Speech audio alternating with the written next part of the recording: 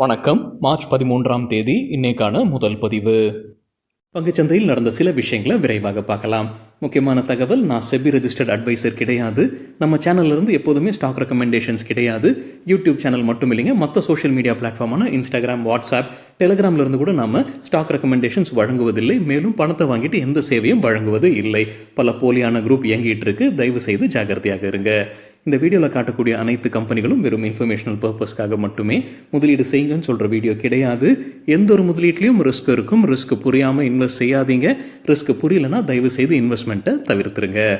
நம்ம rupee driver சேனலை ஆதரிக்கிற அனைத்து நல்ல உள்ளங்களுக்கும் நன்றி. சில இண்டிவிஜுவல் ஸ்டாக்ஸ் மற்றும் செய்திகள் விரைவாக பார்க்கலாம்.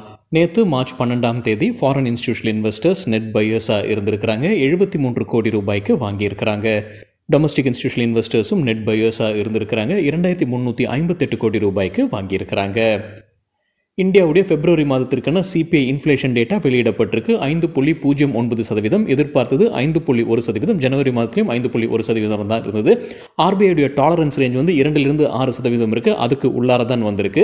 ஆனால் ஆர்பிஐ வைத்திருக்கக்கூடிய மீடியம் டேர்ம்கான டார்கெட் 4%. அதை காட்டிலும் அதிகமாகத்தான் அறிவிச்சிருக்கிறாங்க. இப்போ தொடர்ச்சியாக 53 மாதங்கள் இந்த மீடியம் டேர்ம் டார்கெட்டை காட்டிலும் அதிகமாக தான் அறிவிச்சு இருக்கிறாங்க. தகவல் நமக்கு கிடைத்தது மணி கண்ட்ரோல்ல இருந்து. யூஎஸ் உடைய இன்ஃப்ளேஷன் டேட்டாவும் வெளியிடப்பட்டிருக்கு. தகவல் கிடைத்தது மணி கண்ட்ரோல்ல இருந்து. பிப்ரவரி மாதத்தில் 3.2%, எதிர்பார்த்தது 3.1%. ஜனவரி மாதத்துடன் ஒப்பிட்டு பார்க்கும்போது 0.4% அதிகரிச்சிருக்கு. Popular vehicles and services IPO subscription தகவல் முதல் நாள் முடிவில் ஒட்டுமொத்தமாக 28% சப்ஸ்கிரிப்ஷன் ஆகியிருந்தது. ரீட்டைல் கேட்டகரி மட்டும் பார்க்கும்போது 50% சப்ஸ்கிரிப்ஷன் ஆகியிருந்தது. ஐடிசி குறித்து மணி கண்ட்ரோலிருந்து கிடைத்த தகவல் நமக்கு முன்னவே தெரிந்த செய்தி தான். BAT British American tobacco company ஷேர்ஸை விற்பனை செய்வதற்கு முடிவு செய்திருக்கிறாங்க. இப்போ என்ன அப்டேட்னா 3.5% ஸ்டேக்கை விற்பனை செய்வாங்கன்னு மணி கண்ட்ரோலிருந்து கிடைத்த தகவல். 3.5% சொல்லும்போது கிட்டத்தட்ட 43.69 கோடி ஈக்விட்டி ஷேர்ஸ் விற்பனை செய்வதற்கான வாய்ப்பு இருக்கு. இது வழியாக அவங்க ஃபண்ட் ரைஸ் பண்ண போகிறது 16,775 கோடி ரூபாய். என்ன விலை நிர்ணயித்திருக்கிறாங்க? நேற்று க்ளோசிங் பிரைஸுடன் ஒப்பிட்டு பார்க்கும்போது 5% டிஸ்கவுண்ட்ல வருவதற்கான வாய்ப்பு இருக்கு. அதாவது 384 400.25 இடையே இருக்கலாம்னு சொல்லியிருக்கிறாங்க. இப்போ பிஏடி கைவசம் 29% ஸ்டேக் இருக்கு ஐடிசியில். பஜாஜ் ஆட்டோக்கு கிரைசில் கொடுத்திருக்கிற கிரெடிட் ரேட்டிங்கை வெளியிட்டிருக்கிறாங்க. லாங் டேர்முக்கு AAA அவுட்லுக் ஸ்டேபிள், ஷார்ட் டேர்முக்கு A1+ கொடுத்திருக்கிறாங்க. கிரெடிட் ரேட்டிங் குறித்து நம்ம வேறொரு வீடியோவில் டீட்டெயில்டாக பேசியிருக்கோம். அந்த வீடியோட லிங்க் இந்த வீடியோட டிஸ்கிரிப்ஷனில் இருக்கு. கேஎன்ஆர் கன்ஸ்ட்ரக்ஷன்ஸ் தரப்பு அப்டேட் இருக்கு. தெலங்கானா அரசு கிட்ட இருந்து கிடைத்த ஒரு ஆர்டர், அதோடைய மதிப்பு 1163 கோடி ரூபாய். மஹிந்திரா லைஃப் ஸ்பேஸ் டெவலப்பர்ஸ் தரப்பு அப்டேட் இருக்கு. பெங்களூரில் அவங்க நிலம் வாங்கியிருக்கிறாங்க. 9.4 ஏக்கர் நிலத்தை வாங்கியிருக்கிறாங்க. அங்கே ரெசிடென்ஷியல் அபார்ட்மெண்ட்ஸ் அமைக்க போகிறதாக சொல்லியிருக்கிறாங்க மஹிந்திரா லைஃப் ஸ்பேஸ் டெவலப்பர்ஸ்.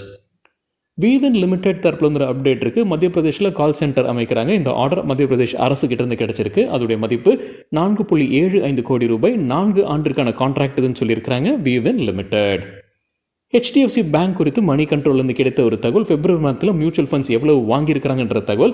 6.01 கோடி ஈக்விட்டி ஷேர்ஸை பிப்ரவரி மாதத்தில் வாங்கியிருக்கிறாங்க. அதாவது 8,400 கோடி ரூபாய் முதலீடு செய்திருக்கிறாங்க மியூச்சுவல் ஃபண்ட்ஸ் HDFC வங்கியில் மட்டும். 142.27 கோடி ஈக்விட்டி ஷேர்ஸ் இப்போ அவங்க கைவசம் மட்டுமே இருக்கு. HDFC பேங்க் உடையது மியூச்சுவல் ஃபண்ட் கைவசம். ஜனவரி மாதத்தில் எவ்வளோ வாங்கியிருந்தாங்க மியூச்சுவல் ஃபண்ட்ஸ் பார்க்கும்போது 13,500 கோடி ரூபாய் முதலீடு செய்திருந்தாங்க. 8.83 கோடி ஈக்விட்டி ஷேர்ஸ் அப்போ வாங்கியிருந்தாங்க. யார் அதிகமாக பிப்ரவரி மாதத்தில் ஷேர்ஸ் வாங்கியிருக்காங்க? எந்த mutual fund? ICICI Prudential mutual fund தான் அதிகமாக வாங்கியிருக்கிறாங்க. 2,983 கோடி ரூபாய் முதலீடு செய்திருக்கிறாங்க. அவங்கள தொடர்ந்து நிப்பான் இந்தியா 1,043 கோடி ரூபாய். HDFC மியூச்சுவல் ஃபண்ட் அவங்கள தொடர்ந்து 917 கோடி ரூபாய் முதலீடு செய்திருக்கிறாங்க.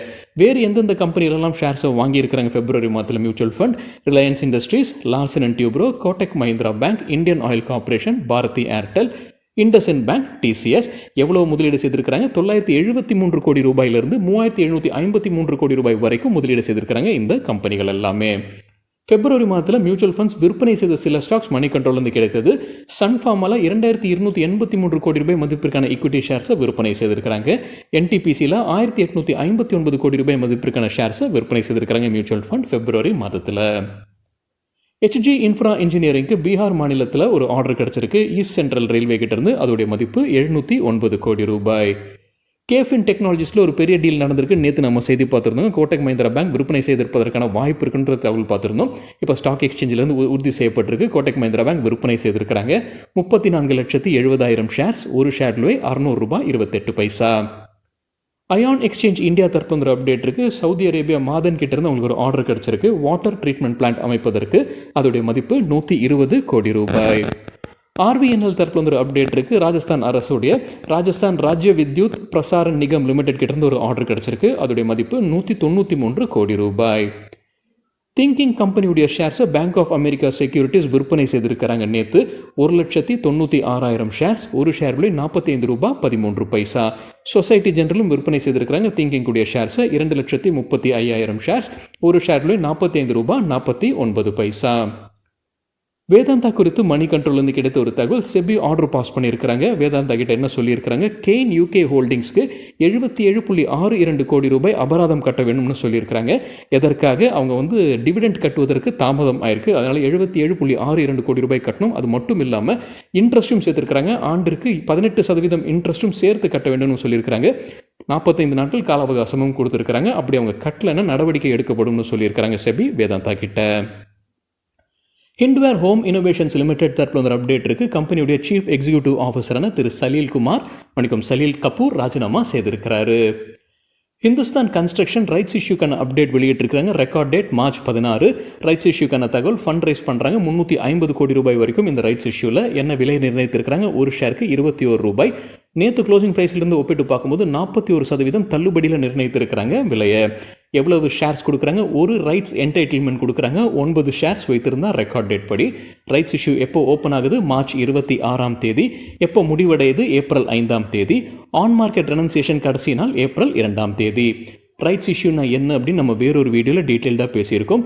பெரும்பாலும் எக்ஸிஸ்டிங் ஷேர் ஹோல்டர்ஸ்க்கு குறைந்த விலைக்கு ஷேர்ஸை வழங்குவாங்க. கம்பெனி ஷேர்ஸை வாங்கணுமா வாங்க வேண்டாம்ன்றது ஷேர் ஹோல்டர்ஸ் முடிவு செய்யலாம். ஆனால் ஒரு கம்பெனி ரைட்ஸ் இஷ்யூ அறிவித்ததற்கு பிறகு ஷேர் ஹோல்டர்ஸ் ஆகிய நாம் சில விஷயங்களை செய்ய வேண்டும். செய்யாமல் விட்டோன்னா நம்ம நஷ்டத்தில் இருப்போம். ரைட்ஸ் இஷ்யூ குறித்தான வீடியோட லிங்க் இந்த வீடியோட டிஸ்கிரிப்ஷனில் இருக்குது. Sterling and Wilson renewable energy ஒரு விளக்கம் கொடுத்துருக்காங்க. பத்திரிகையில் ஒரு செய்தி குறித்து. என்ன செய்தி, ஷப்பூர்ஜி பலான்ஜி அவங்க கைவசம் இருக்கக்கூடிய அனைத்து ஸ்டேக்கும் விற்பனை செய்வதற்கான வாய்ப்பு உள்ளதாக செய்தி வந்தது. அதற்கு என்ன அப்டேட் கம்பெனி கொடுத்துருக்காங்கன்னா, கம்பெனிக்கு இது குறித்து எந்த தகவலும் கிடையாதுன்ற அப்டேட் கொடுத்துருக்காங்க. செக் பண்ணி பார்க்கும்போது ஷப்பூர்ஜி பலான்ஜி கைவசம் 13% ஸ்டேக் இருக்குது.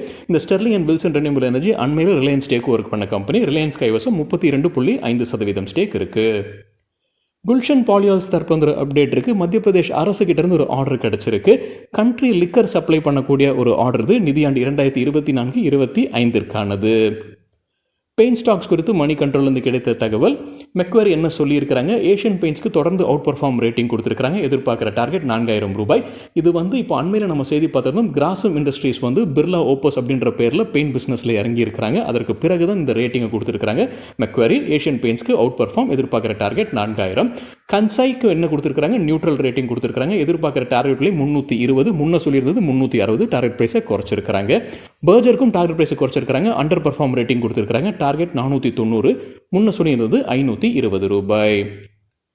அவென்யூ சூப்பர் மார்ட்ஸ் 2 புது ஸ்டோர்ஸை திறந்திருக்கிறாங்க. ஒன்று ஆந்திர பிரதேஷில், மற்றொன்று மகாராஷ்டிராவில். மார்ச் 12. இதை சேர்த்து கம்பெனி கைவசம் 350 கடைகள் இருப்பதாக அப்டேட் கொடுத்துருக்காங்க. Avenue Supermarts, DMart.